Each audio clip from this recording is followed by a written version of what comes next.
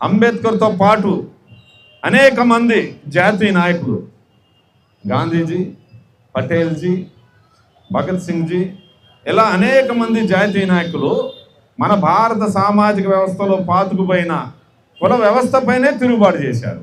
అంటే ఆనాటి నుండి నేటి వరకు అనేక మంది అభ్యుదయ భావాలు ఈ క్షణానికి కూడా ఇక్కడ పాతుకుపోయిన కుల వ్యవస్థ మీద తిరుగుబాటు చేస్తున్నప్పటికీ ఈనాడు ఇంకా కులం, మతం, ఈ పరువు పేరిట భారత సమాజాన్నే అవి సవాల్ చేస్తున్నాయి.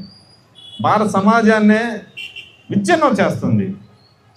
ఈ కులాలు, ఈ పరువుల పేరిట కన్నబిడ్డలను సైతం చంపుకుంటున్నారు.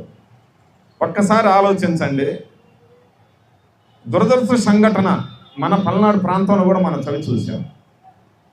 బిడ్డలను చంపుకున్న తర్వాత పరువు తిరిగి వస్తుందా? లేదంటే మనల్ని మన కులపోళ్ళు ఎవడైనా చూసుకుంటాడా? మన మంచాన్ని పెడితే మన కులపోళ్ళు మన కోడైనా సేవ చేస్తాడా బిడ్డలు చంపుకున్న తర్వాత? లేదు, చనిపోయిన తర్వాత దేవుడు ఒకళ్ళ నరకంలో వేస్తుంటే కులపోళ్ళు ఏమైనా అడ్డుకుంటారా? లేదు, మనకేమైనా స్వర్గానికి దారులు తీస్తారా? దయచేసి ఆలోచించాలి. కులం కులం కులం, దీనికి ఒక రంగు లేదు, రూపం లేదు, ఆకారం లేదు. ఇది ఎక్కడ ఉంటుందో కూడా ఎవరికి తెలియదు.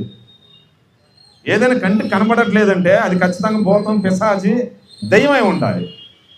ఖచ్చితంగా కులం అనేది భూతమై ఉండిద్ది. మానవ సమాజాన్ని, ముఖ్యంగా భారతీయ సమాజాన్ని కబలిస్తుంది. దయచేసి అటువంటి కుల తత్వాన్ని ప్రతి ఒక్కరు వదిలేయాలి. ప్రతి ఒక్కరూ సామాజిక మార్పు కోరుకోవాలి. మనిషి అనేవాడు కులజీవి కాదు, మతజీవి కాదు, సంఘజీవి. అన్ని రకాల వారి వృత్తులు, సహాయ సహకారాలు అందితేనే మనిషికి మనుగడ సాధ్యమన్న సత్యాన్ని మనందరం గ్రహించుకోవాలని ఈ అంబేద్కర్ జయంతి సందర్భంగా మీ సోదరుడిగా నేను గుర్తు చేస్తున్నాను.